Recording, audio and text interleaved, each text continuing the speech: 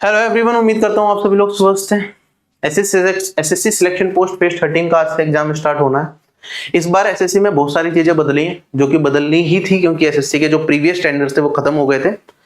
2018 में एसएससी ने exam conduct कराने के लिए जो टेंडर दिया था वो टीसीएस को दिया था। क्वेश्चन बनाने वाली एजेंसी कौन थी? वो भी टीसीएस थी। और इसके बाद सॉफ्टवेयर प्रोवाइड करने वाली एजेंसी कौन सी थी? वो भी टीसीएस थी, जहां तक मेरे को पता है। ठीक है, कोई भी वेंडर होता है उसका एसएससी में जब टेंडर निकलता है तो उसे 3 साल के लिए रखा जाता है। टीसीएस के ये 3 साल पूरे हो गए, लेकिन उसमें एक प्रोविजन और होता है कि उसे 2 साल के लिए और एक्सटेंड किया जा सकता है। तो एसएससी ने उसे एक्सटेंड भी किया। तो आप देखेंगे ये खिस्ता खिस्ता 2024 तक के सारे एग्जाम टीसीएस ने करा लिए। उसके बाद एसएससी ने क्या करा? टेंडर निकाला दोबारा से, और इस बार एसएससी ने डिसाइड किया कि भाई एग्जाम कंडक्टिंग बॉडी कोई अलग होगी, क्वेश्चन बनाने वाली एजेंसी कोई और होगी, ठीक है, सॉफ्टवेयर प्रोवाइड करने वाली एजेंसी कोई होगी। सॉफ्टवेयर वाली एजेंसी तो शायद क्यूबेशन प्राइवेट लिमिटेड है, जो कि न्यूज में भी आ रहा था कि एआई से क्वेश्चंस बनाए जाएंगे, एआई से क्वेश्चन सिलेक्ट किए गए, उसके ऊपर भी बात करेंगे। फिर क्वेश्चन बनाने वाली एजेंसी कौन सी है, इसके बारे में कोई इन्फॉर्मेशन नहीं है। एग्जाम कंडक्टिंग बॉडी जो कौन सी है, इसके बारे में भी एग्जैक्ट इन्फॉर्मेशन अभी कहीं अवेलेबल नहीं है। काफी लोग कुछ अनुमान लगा रहे हैं कि हाँ ये पर्टिकुलर एजेंसी है, लेकिन उसके बारे में नहीं कह सकते। ठीक है, तो ये सारे की सारी चीजें हो गई हमारे पास कि इस बार क्योंकि पीरियड खत्म हो चुका था टीसीएस का, तो टेंडर 2024 में ही एसएससी ने निकालने स्टार्ट कर दिए थे इन एग्जाम्स के। और ये सारी चीजें पहले से ही चल रही थी कि ये चीजें 2025 में ये बदलाव आने हैं। ठीक है, काफी सारे टीचर्स रिफॉर्म्स के लिए हम सब गए भी थे एसएससी ऑफिस 1 अप्रैल को। उससे पहले ही सारे टेंडर्स वाली चीजें ऑलरेडी ऑनगोइंग थी कि हाँ ये इस एजेंसी को मिलेगा, ये ऐसे होगा, ये वैसे होगा। लेकिन अगर मैं बात करता हूं, अभी सिलेक्शन पोस्ट फेज 13 का एग्जामिनेशन स्टार्ट हुआ है। उसमें पहले दिन का जो एग्जामिनेशन है, इसमें एनआरएस की वेबसाइट पे भी आप देख सकते हैं, एक एग्जाम सेंटर ऐसा है जिसके अंदर एग्जाम को कैंसिल कर दिया गया है। और ये जनरली काफी एग्जाम्स में होता भी है, एसएससी में भी, रेलवे में भी। इसके अलावा एक और एग्जामिनेशन है जिसके अंदर टेक्निकल इश्यूज की वजह से बताया जा रहा है कि एग्जाम कैंसिल हो गया है।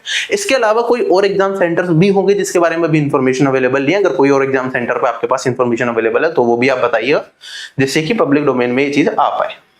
इसके अलावा जो दूसरा मेजर इश्यू समझ में आया है इस बार, कि पेपर का लेवल हम सोच रहे थे कि इस बार एसएससी अपने, क्योंकि पहले हम देखते हुए आ रहे हैं एसएससी का पेपर का लेवल काफी इजी चल रहा था, जिसकी वजह से एक डिसाइडिंग फैक्टर नहीं बन पा रहा था कि कौन सा बच्चा जिसकी प्रिपरेशन अच्छी है एसएससी कैसे डिफरेंशिएट करे। तो ये उम्मीद थी कि थोड़ा सा जो पेपर का लेवल होगा एसएससी मेंटेन करने की कोशिश करेगा, राइट। लेकिन अभी जो एस्पिरेंट्स के रिव्यू आ रहे हैं पहले दिन का पेपर देने के बाद, वो कह रहे हैं पेपर का लेवल बहुत ज्यादा आसान है। पिछले साल के सीजीएल 2024 से भी पेपर का लेवल आसान है।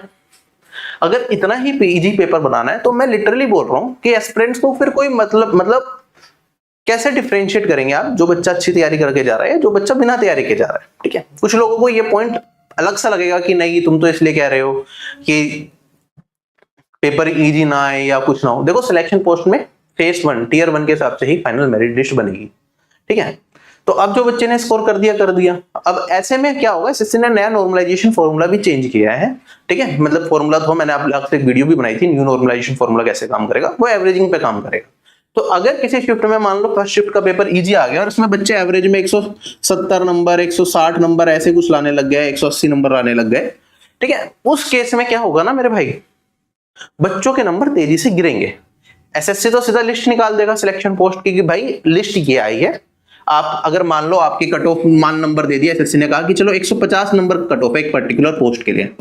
ऐसे बच्चे बहुत सारे मिलेंगे जिनके 180 नंबर होंगे और उनके मार्क्स घट के 30 तक चले गए और उनका लिस्ट में नाम नहीं होगा। और उन्हें फाइनल रिजल्ट तक, क्योंकि फाइनल रिजल्ट आने में तो लग जाते हैं, साल भर भी लग जाता है कई बार सिलेक्शन पोस्ट में, उन्हें पता ही नहीं होगा कि उनका लिस्ट में नाम क्यों है। और जैसे ही टियर 1 का रिजल्ट आएगा, बच्चे आएंगे मेरे पास, सर मेरे तो 170 नंबर थे, कट ऑफ गई 150, मेरा लिस्ट में नाम क्यों नहीं है? लिस्ट में नाम इसलिए नहीं है भाई, पेपर का लेवल बहुत ईजी था। इनमें से अगर बाकी की एग्जाम्स की शिफ्ट जो होती है उनमें से पेपर का लेवल एसएससी किसी भी शिफ्ट में थोड़ा डिफिकल्ट बना देता है, तो फिर एवरेजिंग आउट होगी। ठीक है, एवरेजिंग होगी तो मैंने आपको बताया कि मान लो मेरे पास 180 है एवरेज, एक 120 एवरेज चल रहा है, तो कट ऑफ क्या आएगी? पहले जो एसएससी का पुराना नॉर्मलाइजेशन फॉर्मूला था उसमें कट ऑफ जाती है हमारी 180 के आसपास। जो नया नॉर्मलाइजेशन का फॉर्मूला उसमें कट ऑफ जाएगी इनके एवरेज के आसपास।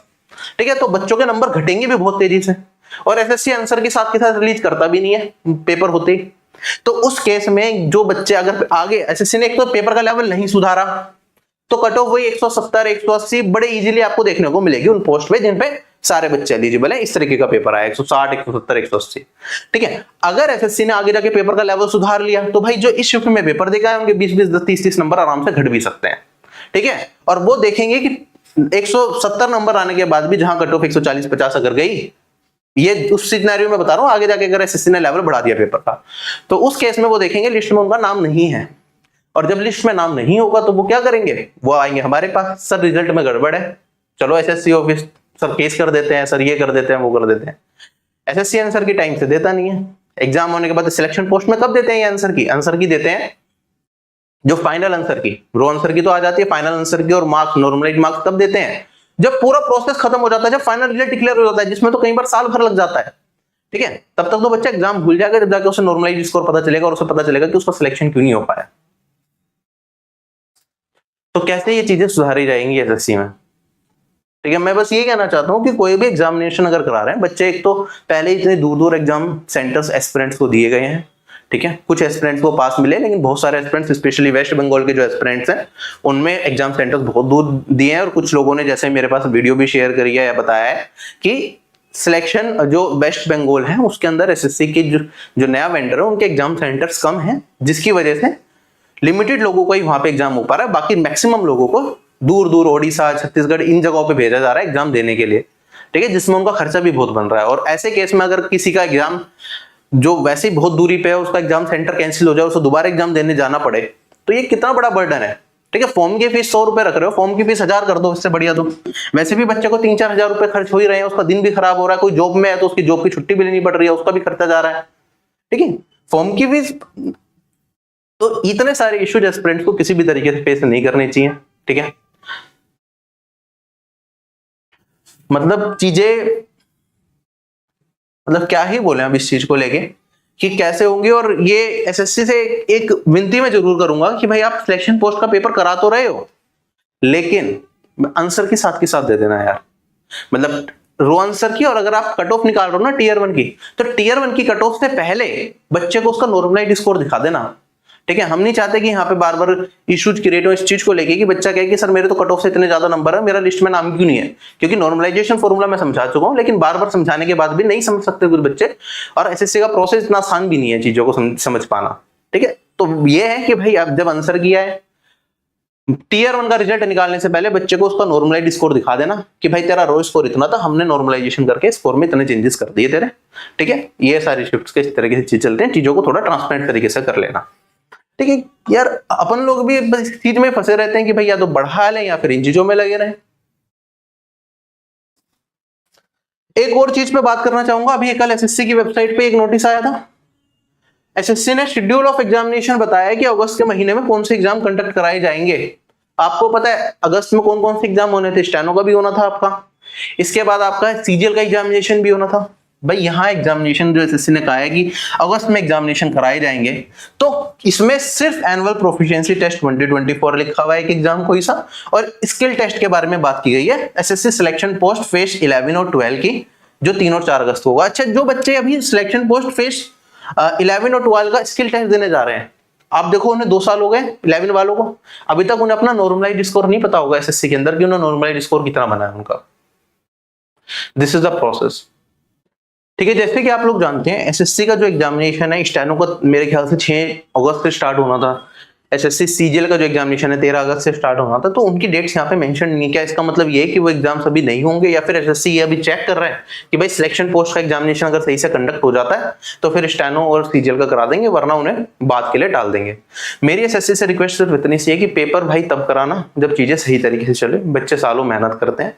ठीक है, और अगर पेपर में कुछ गड़बड़ी होती है तो उसकी हिम्मत टूट जाती है। तो जब चीजें बिल्कुल आपको लगे फ्लोलेस तरीके से सब कुछ ठीक है, ठीक है, जहां पे एग्जाम होने सबको अपने घर के आसपास एग्जाम सेंटर मिल सकते हैं, या कुछ इसका प्रोविजन हो सकता है, या फिर जो क्वेश्चन पेपर है उसका लेवल मेंटेन हो सकता है जिसमें रॉन्ग क्वेश्चंस ना आए, सारी चीजें सही हो, तब ढंग से एग्जामिनेशन करा लीजिए एसएससी का। ठीक है, और जो भी अगर कभी थोड़ा बहुत डिले भी होता है एग्जाम में तो उससे किसी का भी नेगेटिव इंपैक्ट नहीं पड़ना चाहिए, एज रैंकिंग का इशू नहीं आना चाहिए, और किसी भी तरीके के इश्यूज नहीं आने चाहिए। ठीक है, बस मैं यही रिक्वेस्ट कर सकता हूँ, हम सब भी क्या ही कर सकते हैं, गवर्नमेंट बॉडी है उसका अपना एक तरीका होता है, लेकिन गवर्नमेंट बॉडी को ये समझना चाहिए कि जो भी चीजें हों वो सही तरीके से हो, एस्पिरेंट्स के पेपर में हो। ठीक है, आप लोगों से यही बता लूंगा। जय हिंद।